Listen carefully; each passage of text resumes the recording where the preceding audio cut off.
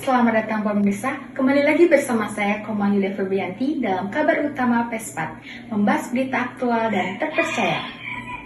Berita utama mengenai krisis ekonomi, sosial, hukum, politik, dan kepercayaan.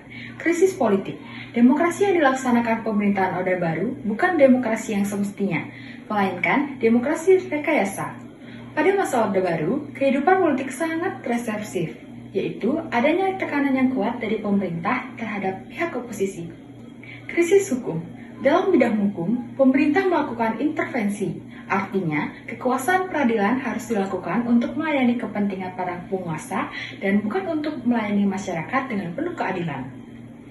Krisis ekonomi. Krisis moneter yang melanda negara-negara Asia Tenggara sejak Juli 1996 mempengaruhi perkembangan perekonomian Indonesia. Nilai tukar rupiah terus melemah dan mencapai titik terendah, yaitu 16.000 per dolar. Salah satu kendala dalam menghadapi krisis ekonomi kala itu adalah besarnya hutang negara di Orde Baru. Krisis sosial, krisis politik, hukum, dan ekonomi merupakan penyebab terjadinya krisis sosial. Pelaksanaan politik yang represif dan tidak demokratis menyebabkan terjadinya konflik politik maupun konflik antar etnis dan agama. Krisis kepercayaan. Krisis multidimensional yang melanda bangsa Indonesia telah mengurangi kepercayaan masyarakat terhadap kepemimpinan Presiden Soeharto. Berita selanjutnya, tuntunan dan agenda reformasi. Kronologi peristiwa penting gerakan reformasi. Pada tanggal 20 Mei 1998, direncanakan gerakan mahasiswa sebagai momen Hari Reformasi Nasional. Namun, pada tanggal 12 Mei 1998, 4 mahasiswa Universitas Trisakti tewas tertembak aparat keamanan saat berdemonstrasi. Karena kejadian ini, demonstrasi semakin besar. Pada tanggal 13 Mei 1998, terjadi kerusuhan, pembakaran, dan penjarahan di Jakarta dan Solo. Pada tanggal 18 Mei 1998, Ketua DPR MPR Harmoko meminta Soeharto turun dari jabatannya.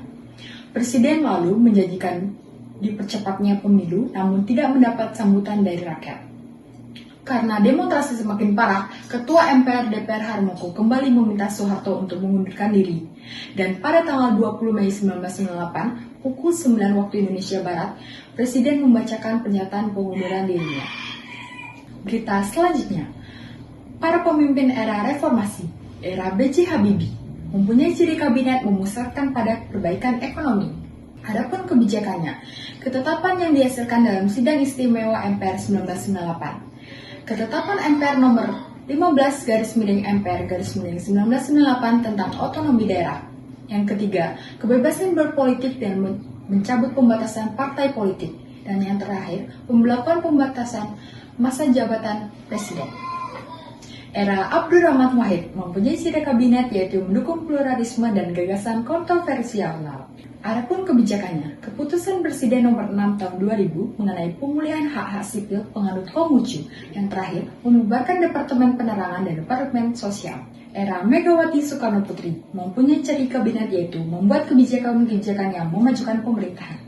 Adapun kebijakannya, yang pertama, amandemen Undang-Undang Dasar 1945 pada tanggal 10 November 2001. Yang kedua, dikeluarkannya Undang-Undang Pers dan Undang-Undang Penyiaran. Yang ketiga, TAP MPR RI nomor 4/MPR/1999 tentang GBHN.